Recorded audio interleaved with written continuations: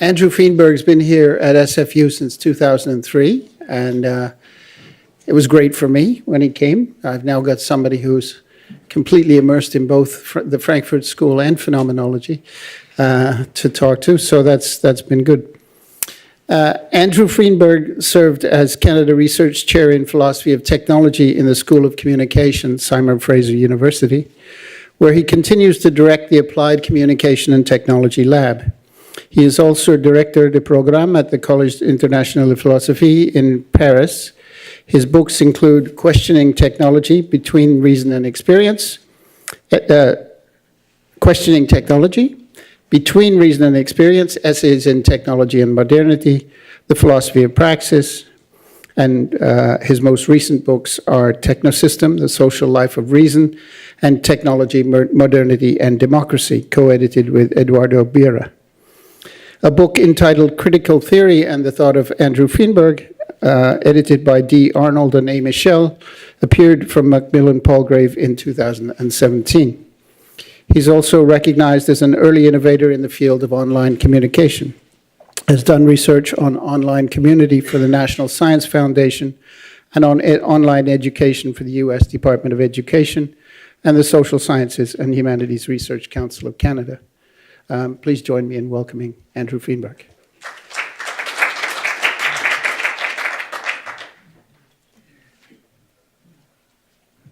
Thank you, Ian, for that introduction and for the invitation to speak at this conference.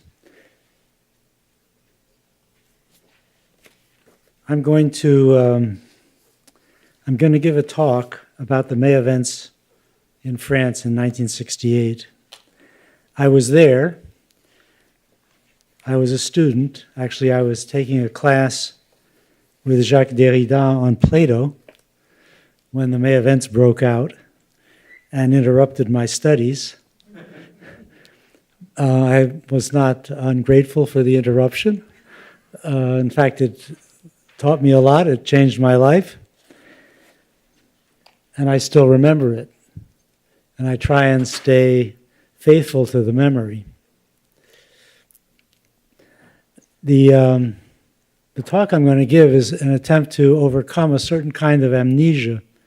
We tend to forget the sources in history of what we are in the present. Everything seems natural, just the way it is. In fact, to be a leftist before 1960 was very different from being a leftist today. The political agenda was totally different. The forms of militancy and participation in politics were totally different. So our political identity has been transformed by what happened in the 1960s. And the May events in France was one of the key movements in that transformation. It was by far the biggest student revolt, and that's because the students were relayed in their revolt by the French working class. The student revolt provoked a general strike, and that's something that had never been seen before nor since, unfortunately. We inherit from the last 10, 15 years, 20 years, a false image of what happened. This concerns not just the May events in France, but the whole New Left. It's the idea that the New Left was just a bunch of narcissistic students running around having fun. This is not true. These were serious political movements, and they challenged, especially the May events in France, they challenged the self-evidence of the age, which is now called TINA. There is no alternative. They challenged this notion that we have to live with a technocratic consumer society because the only alternative would be Venezuela. But these movements proposed a different social model, and this alternative was most highly developed in France, as I'm going to show you. So the inheritance of the New Left is anti-technocratic struggle that we see in all kinds of forms ever since. Now, the material I'm going to present you is historical. It's based on documents that I collected. Documents like this that I found in the street in '68. I collected thousands of them. For some reason, I have a collector's gene. And these documents have been put in an archive at the library of SFU, so you can actually review them on your computer. At the end, I'll give you the address, but you can also access it from my webpage. So let me go over the story of how this transpired. It started out as a kind of insignificant student revolt, the sort that is now forgotten by the thousands. The students at a suburban university called Nanterre protested the war in Vietnam, and they invaded some classes to announce their demonstrations, and they also protested the visiting hours in the dorms. Of course, gave the whole movement a bad rep. So the university administration overreacted, typically, and the students went to the Sorbonne, the sort of mothership of the French university system in Paris, to protest. And there they gathered in the courtyard. Here you can see the courtyard of the Sorbonne full of students protesting. Still nothing much to it, easily forgettable. However, this idea that the administration had that they could stop student revolt with police carried over from Nanterre to the Sorbonne, and the next slide shows you the same courtyard with a different population. The students in the courtyard were arrested and locked out of the university by the police. And this proved to be a really big mistake. It did not discourage the students or end the movement. It gave them a new target. Now, I don't know how enthusiastic all these students were about their courses while they were able to attend them, but once they couldn't, they demanded that they be let back in to finish the term. And they were very vociferous in their demand. They started throwing rocks at the police, and this led to a really a major confrontation with tens of thousands of students confronting thousands of police in the street. This is a peaceful moment. For the most part, it was about throwing rocks and being tear-gassed. It was very good to know how to run fast in this situation. Well, the students called on an ancient French tradition in their situation. They began to build barricades, and this goes way back, at least to 1848, when the French revolutionaries barricaded the narrow streets of the working class neighborhoods to keep out the National Guard. The students built barricades in 1968 as a kind of quotation from this earlier history, with the idea of closing off portions of the Latin Quarter from the police presence.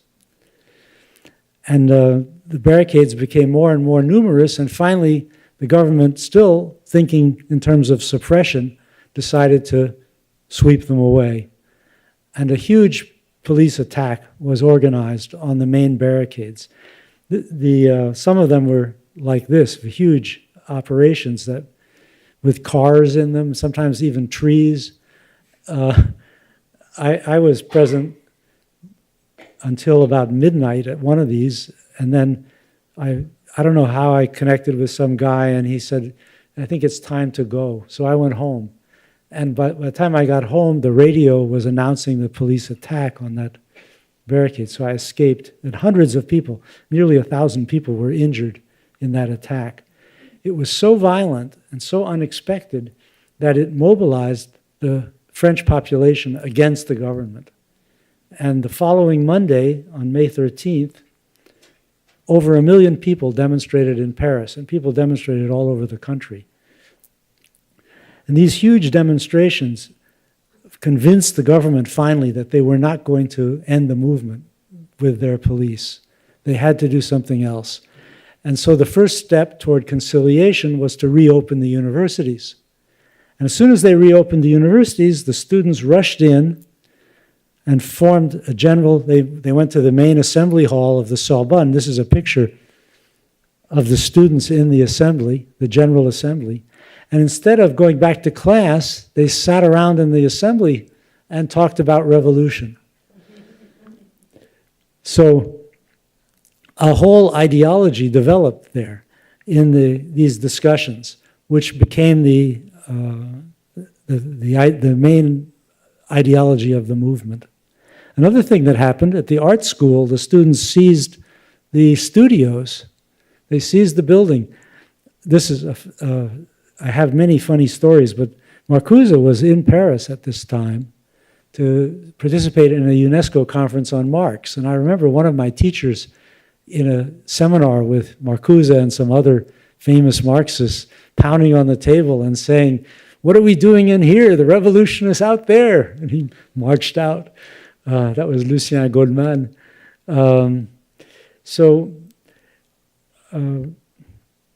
Marcuse's hotel was right across the street from the Beaux-Arts, the art school, and he was recognized going back to his hotel, and the students asked him to come in, and so he addressed them. He gave them a little encouraging speech, welcoming, giving them the greetings of the American student movement and so on. It was really, really cute. In the art school, the students made posters like this one.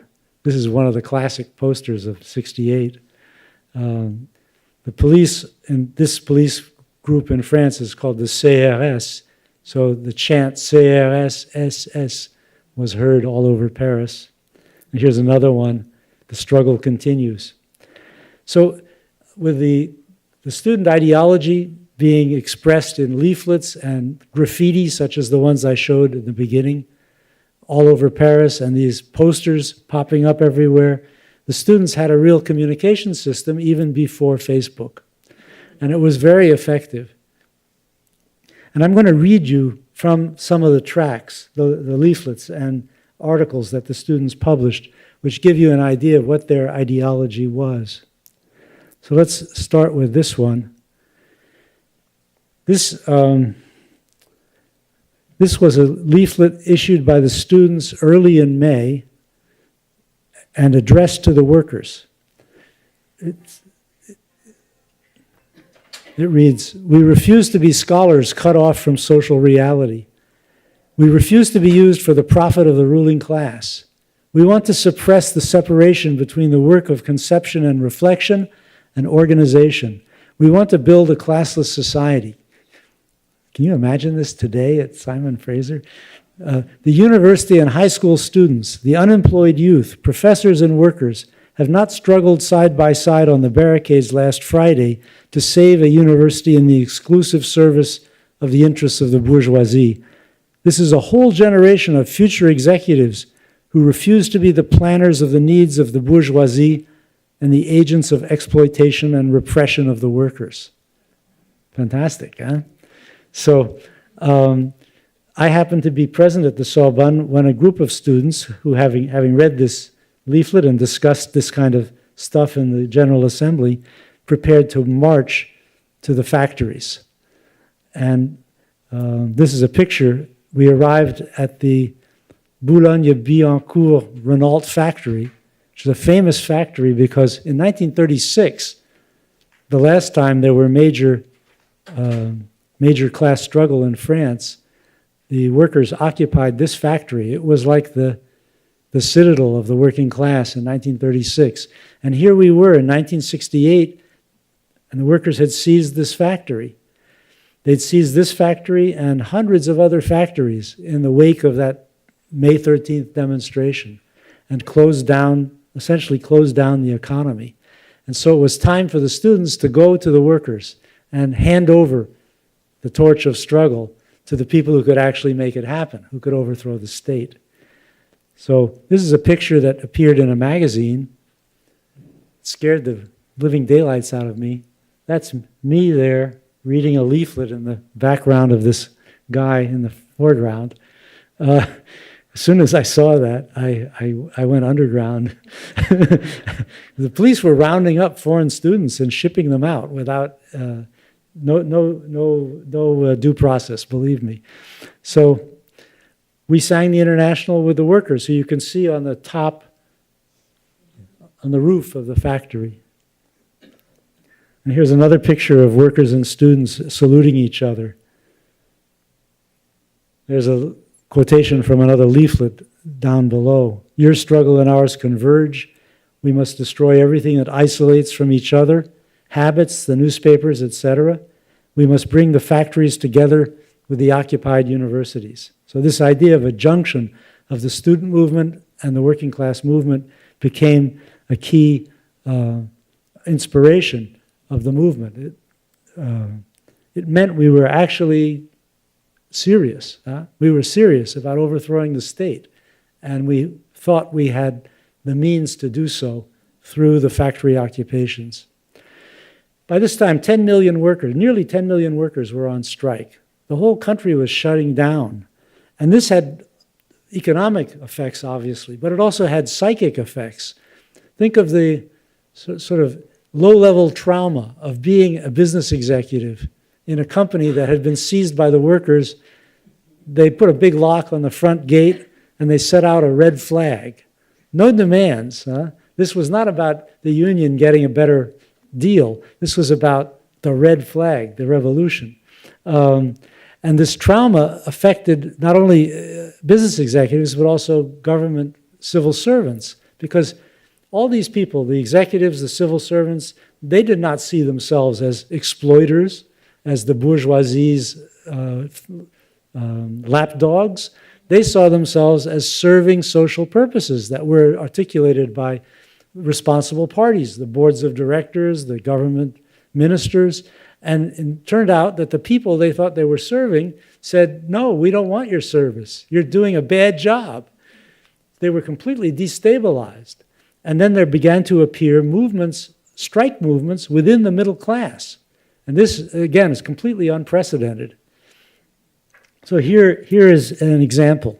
This is a leaflet issued by the Ministry of Finances. The Ministry of Finances. While the students rose in all the universities of France, and 10 million strikers united against the iniquities of the economic system, the prodigious popular movement of May 68 touched the civil servants of the principal ministries, where traditional administrative structures have been profoundly shaken. The Personnel Assembly of the Central Administration of Economy and Finances, meeting the 21st of May, decided to continue the strike. At the Ministry of Finances, as in the majority of associated services, and at the National Institute of Statistics, the civil servants stopped work and occupied their offices. May 21st, a demonstration in the Rue de Rivoli drew 500 civil servants from finances, demanding an administration in the service of the people and a radical change of economic and social policy. Amazing, huh? Here's another one. The Ministry of Housing. As civil servants in the service of the community, we have become paradoxically, and for many of us against our will, the symbol of red tape, as a result of an erroneous conception of the role of the administration and the lack of consultation in decision-making and implementation. Instead of being the driving force of urban affairs and housings, we are the brakes that everyone would like to see disappear. And then they go on and they ask the people to give them a new direction. Fantastic. Here, this is the two groups I just mentioned. This is the post office employees demonstrating. So you can see that it wasn't just scruffy students and workers in blues. It was the middle class was out in force. And this inspired one of the unions, not the largest union, the CGT, but a smaller but important union called the CFDT, to issue a call for a transformation of the society. We're used to unions being rather conservative forces, and in this case, at least one of them rose to the occasion. Here's their leaflet. The intolerable constraints and structures against which the students have rebelled exists similarly and in an even more intolerable fashion in the factories, construction sites, and offices. The government gave in to the students. To freedom in the universities should correspond freedom in business enterprises. For industrial and administrative monarchy, democratic structures based on self-management must be substituted. The moment has come to act. It's very menacing. Now, what did they mean by self-management? And this is an interesting point. Of course, there was a powerful communist party in France at this time that had about 22% of the vote, 20% of the vote. And it was organized in the typical old left way, very top-down, very hierarchical. And its ideology was basically sympathetic to the Soviet Union. Now, they didn't propose doing exactly what was done in the Soviet Union in France, but it was clear that they were in favor of a planned economy, a top-down planned economy, like in Russia, but they also advocated democratic elections. So it was a kind of a synthesis of French and Russian experience. But the people had heard bad things about that planned economy in Russia. It was not that popular.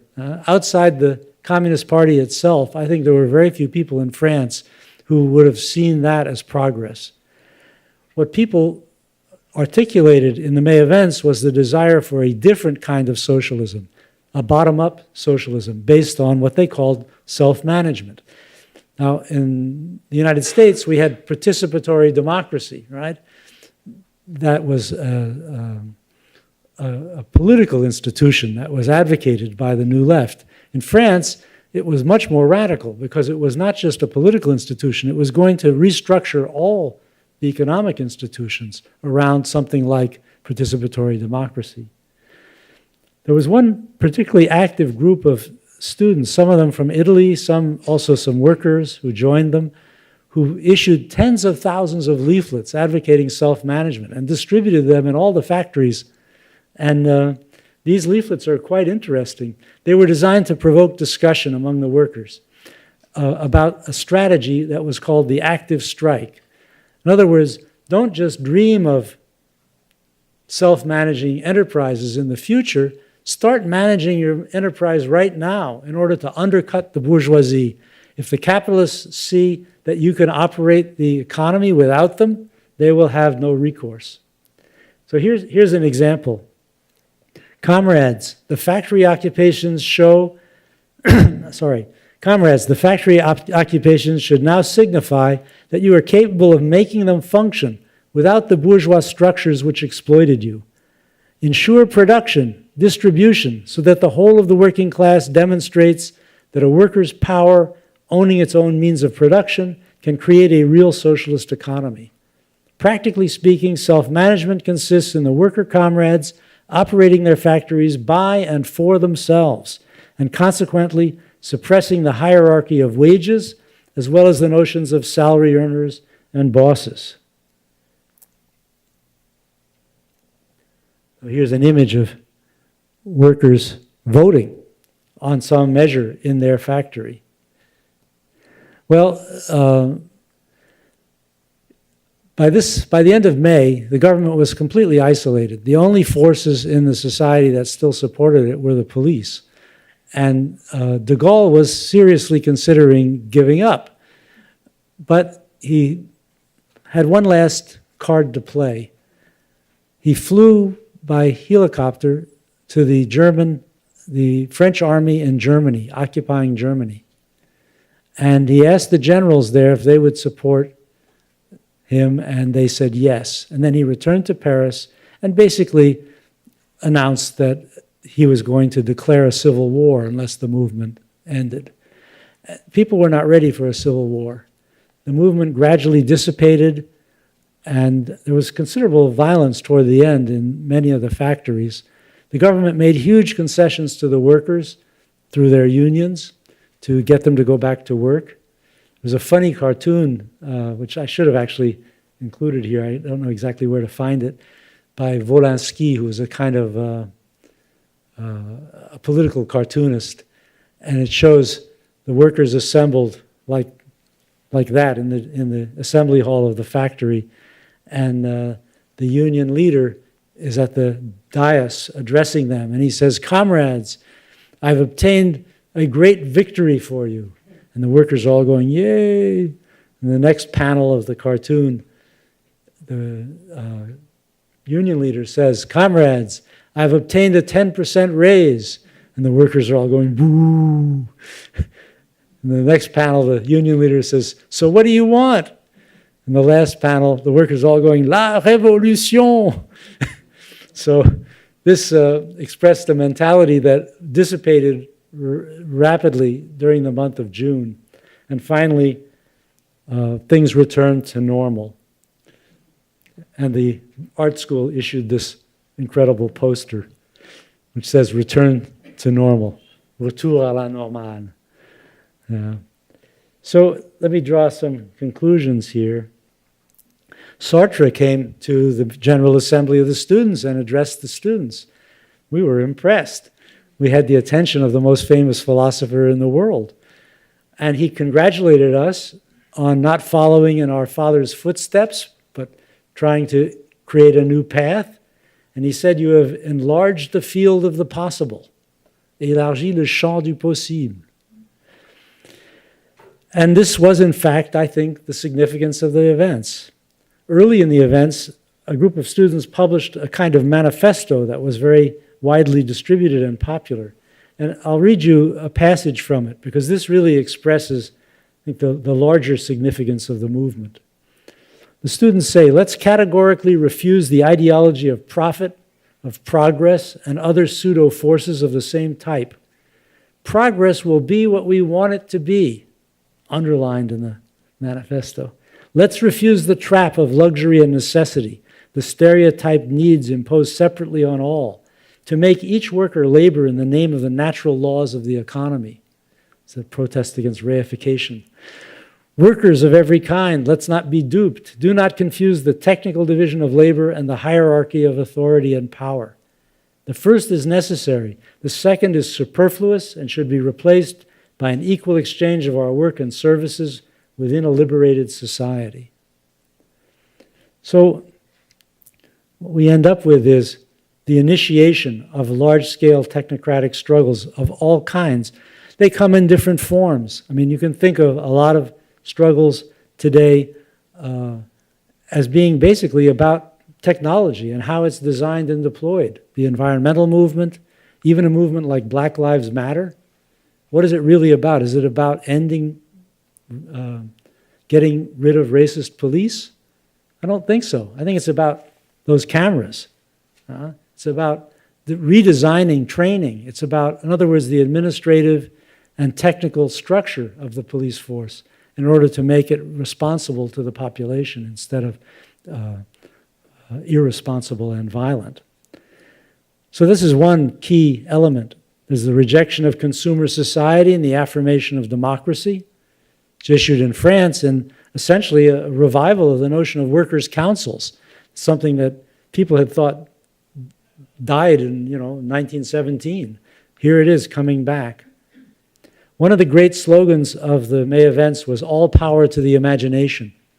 If you're going to enlarge the field of the possible and get off the beaten track, you need imagination.